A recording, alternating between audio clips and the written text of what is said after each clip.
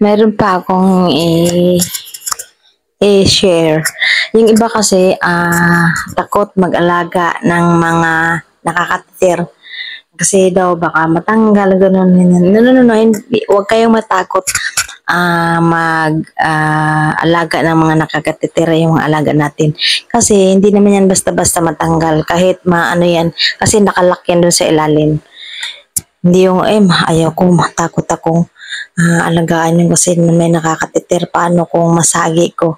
Hindi yan basta-basta matatanggal ang katitir. Kasi pag pinasok na yun, di ba, ano lang siya, akala mo, ganun lang. Meron yan silang nila, ini-inject yan para bubukay dun sa ilalim. Kaya hindi yan basta-basta, bilog yan bilog. Hindi siya basta-basta natatanggal. Kasi nakita ko yan yung alaga ko, di ba, nawala na yan si Lolo. Tapos, nakakatitir pa kasi yun siya. Siyempre, kailangan lang naming linisin. Pinunasan ko, siyempre nakakatitir, ilagay na kasi siya sa freezer. Nakakatitir pa siya. Tapos sabi nila nung mga, yung mga, doon sa, yung mga nag-ano sa mga pagpunas, mga tao, sabi niya, tanggalin ko daw kasi ako naman daw nag-alaga. So ako nagtanggal. Siyempre, alam ko si Lolo, nagsabi ko, Lolo, sorry, ako nga, ganun. Tapos hinila ko, ganun. Paghila ko, di ba yung parang plastic na hose, talagang bilog siya, nandun pinakadulo. Tapos hinila ko, tigas, hirap hilain.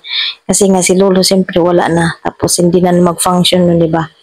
Kaya sabi ko, ganito pala yan sa ilalim. Kasi nga, hindi mo naman nakikita yan pag, halimbawa, papalitan yung catheter kasi pinapalitan yan every month. Diba kapag nakita mo sa mga nurse o mga doktor, siyempre pag hila ng ganun, wala na siya, diba?